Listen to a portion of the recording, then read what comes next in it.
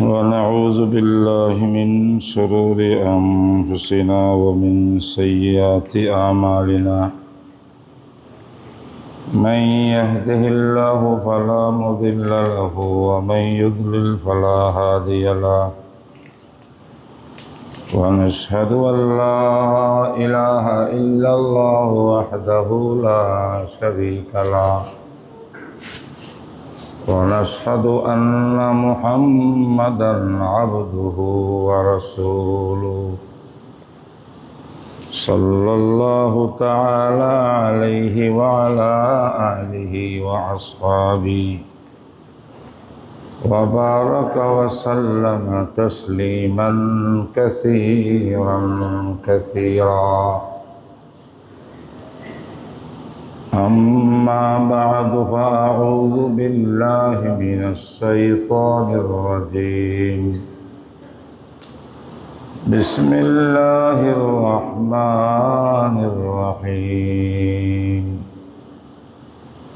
إذا زلزلت الأرض زلزالها وأخرجت الأرض أثقالها وقال الإنسان ما لها يومئذ تحدث أخبارها بأن ربك أوحى لها صدق الله مولانا العظيم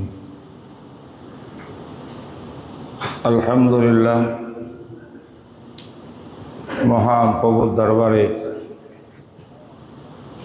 অন্তরে অন্তঃস্থল থেকে শকর জ্ঞাপন করছি যিনি আজ জুমাবার পবিত্র ঘরে মসজিদের মধ্যে আমাদেরকে একত্রিত হওয়ার জুমার নামাজ আদায় করার জন্য উপস্থিত হওয়ার তৌফিক দিয়েছেন। আলহামদুলিল্লাহ।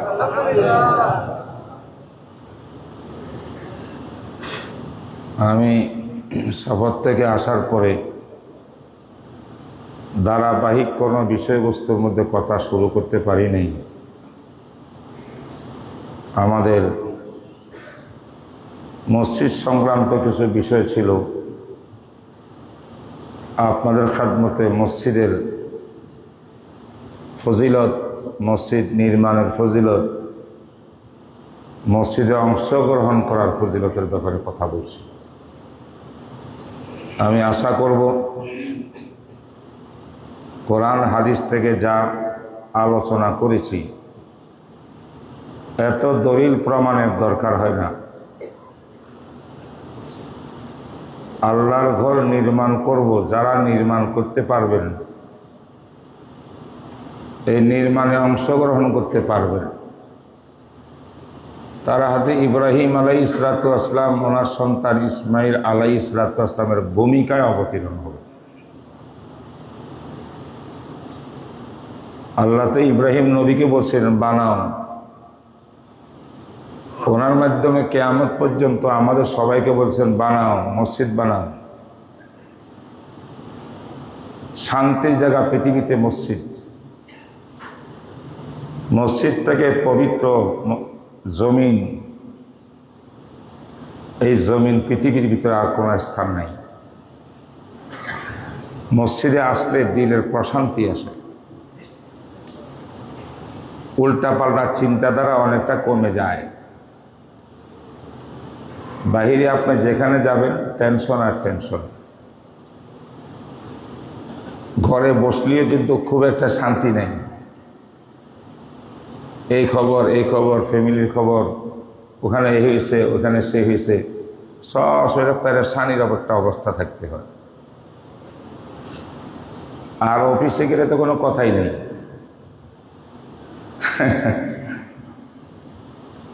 এখন একবার নিলিবিলি, আমি আছি, আমার আল্লাহ আছেন, এখানে আর কোনো সম্পর্ক নেই। আমার ক্লায়েন্টের সঙ্গে কথা বলতে হবে না, ডেলিগেশনের সঙ্গে সাক্ষাৎ দিতে হবে না, মিটিং টিং করতে হবে না, পরিবারের কোনো বিষয় নিয়ে এখানে গবেষণা হবে না। মসজিদের গবেষণা হইল রাসূলুল্লাহ সাল্লাল্লাহু আলাইহি ওয়াসাল্লাম বলেন ইন্নামা হুয়া লিত-তাসবিহ ওয়াত-তাকবীর ওয়াত-তাহমিদ ওয়াস-সালাত। মসজিদে নামাজ পড়বা, তাসবিহ পড়বা, তাকবীর আল্লাহর বড়ত্ব করবা, আল্লাহ পাকের প্রশংসায় মগ্ন থাকবা। এই চারটা কাজ ছাড়া মসজিদে আর কোনো কাজ নেই।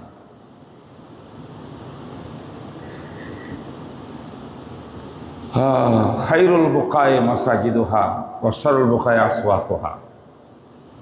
এই জন্য রাসূল সাল্লাল্লাহু আলাইহি ওয়াসাল্লাম বলছিলেন, সবচেয়ে খারাপ জায়গা বাজার, অফিস আদালত, কর্মস্থান, সবসময় কিছু না কিছু সমস্যা সেখানে থাকে।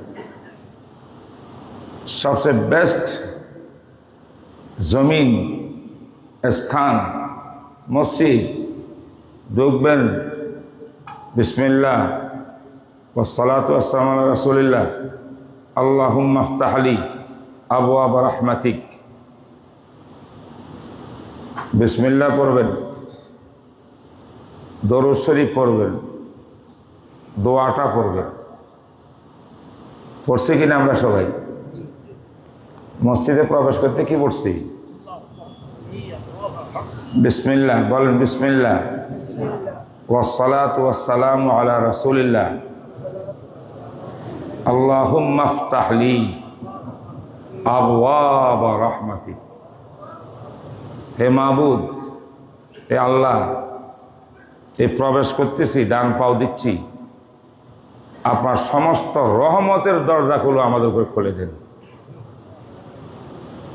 রহমতের মধ্যে, আল্লাহর রহমত দয়ার মধ্যে হাবুডুবু খাচ্ছি এখন আমরা যারা মসজিদে বসে আছি। সুবহানাল্লাহ। আমরা কাজ করি, অনেক বুঝি না কাজটা কেন করি।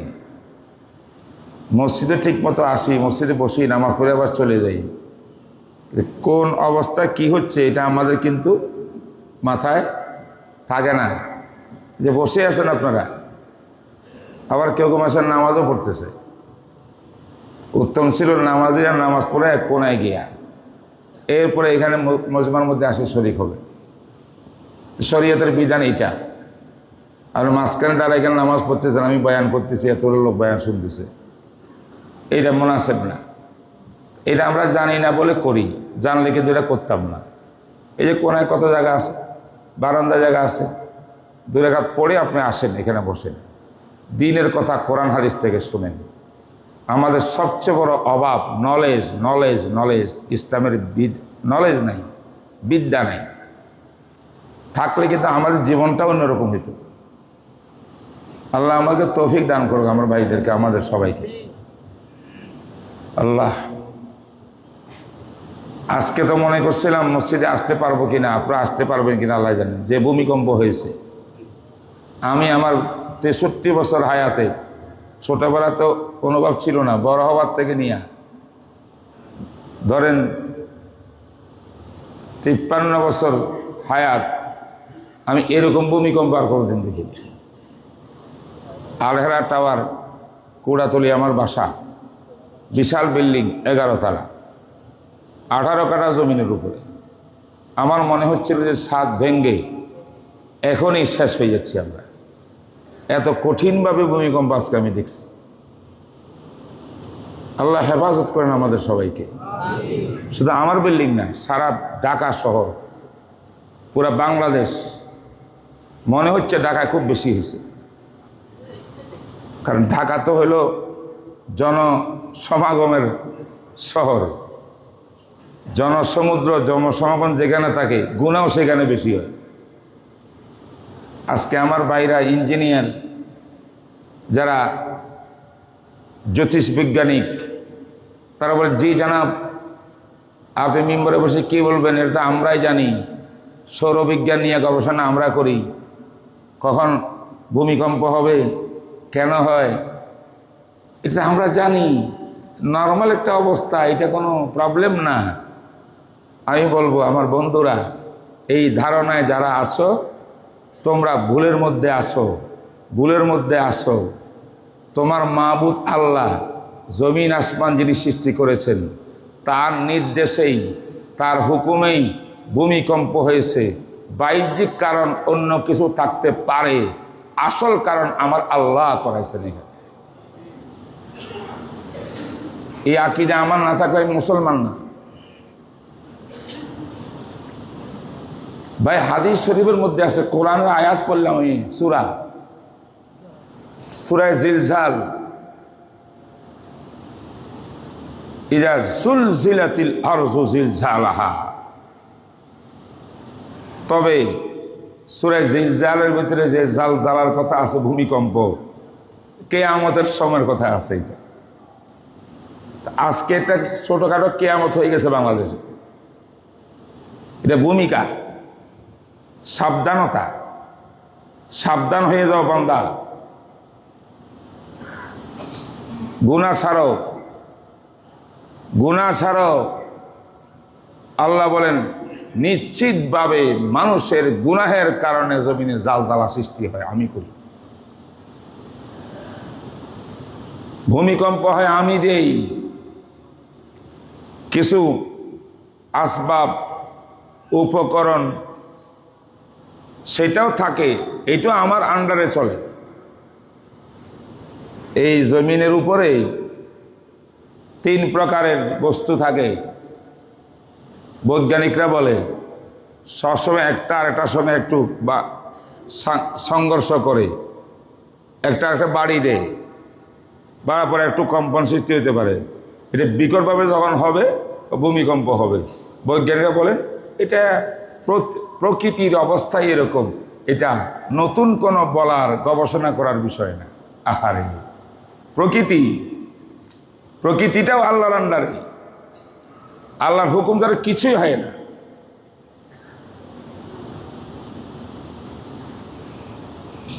এই জন্য একটা হাদিস পড়বো আজকে আপনাদের খেদমতে। কি পড়বো? একটা হাদিস, সহিহ হাদিস, জামে তিরমিজি, ইমাম তিরমিজি রহমতুল্লাহ আলাইহি সহ অসংখ্য মুহাদ্দিসরা এই হাদিসটা নিজের কিতাবে সংকলন করেছেন।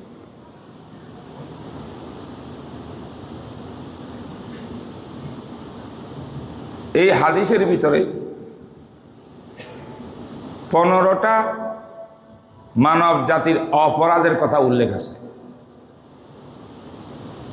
জনাবে রাসূলুল্লাহ সাল্লাল্লাহু আলাইহি ওয়াসাল্লাম বলেন, হে আমার উম্মত, কান খুলে শোনো।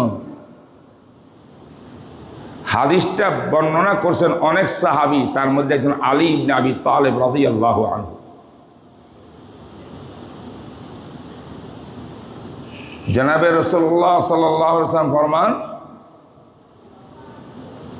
যখন আমার উম্মতের মধ্যে এই জিনিসগুলো প্রতিষ্ঠিত হয়ে যাবে, এই অপরাধগুলো প্রতিষ্ঠিত হয়ে যাবে, 15টা অপরাধে জড়িত হয়ে যাবে আমার উম্মত, সেই দিন তোমরা অপেক্ষা করো, কঠিন ভূমিকম্পের অপেক্ষা করো। আগুনের মতো বাতাস আসবে, সমুদ্রের পানি উপচে পড়বে,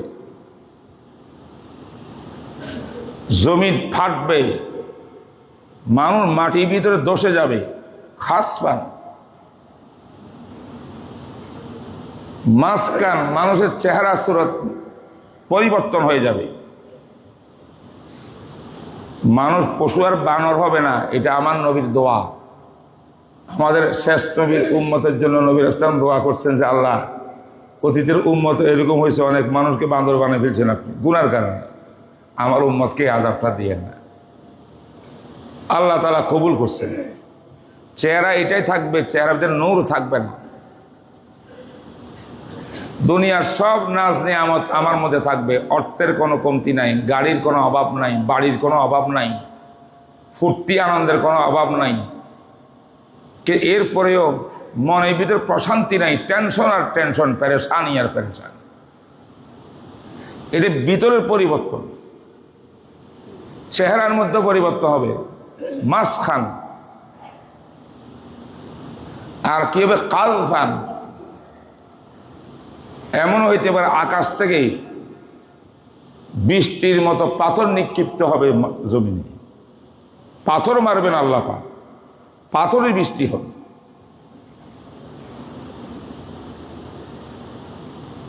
শুধু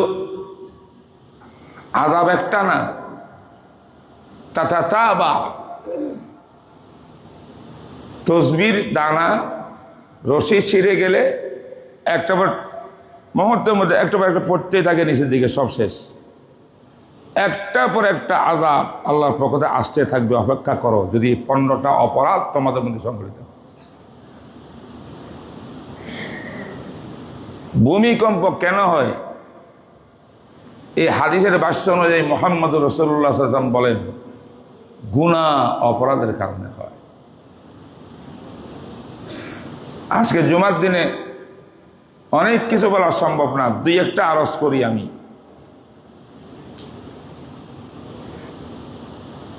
হাদিসটা হইল আনা আলী ইবনে আবি তালিব রাদিয়াল্লাহু তাআলা আনহু قال قال رسول الله صلى الله عليه وسلم إذا فعلت أمتي 15 خصلة حل بها البلاء قيل وما هي يا رسول الله قال إذا كان المغنم دولا والأمانة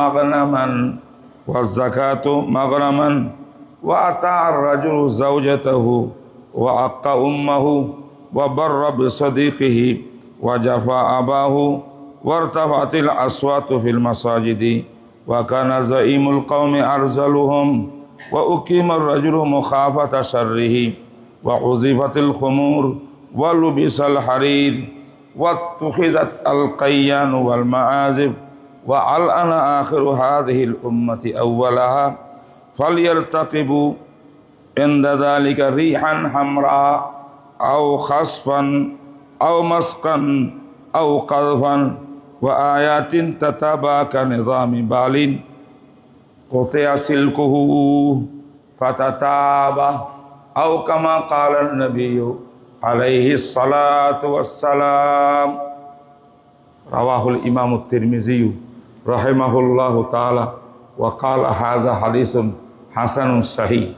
এই হাদিসটা সহিহ হাদিস।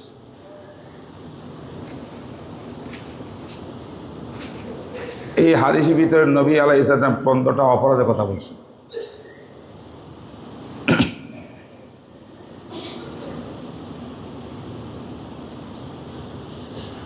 এক নম্বর অপরাধের নাম ইযা কানাল মাগনামু দুয়ালান।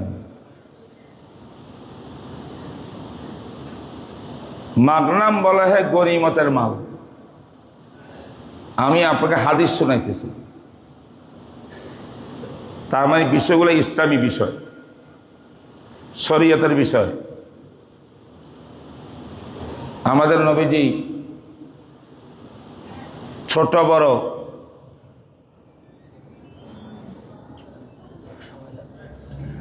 হ্যাঁ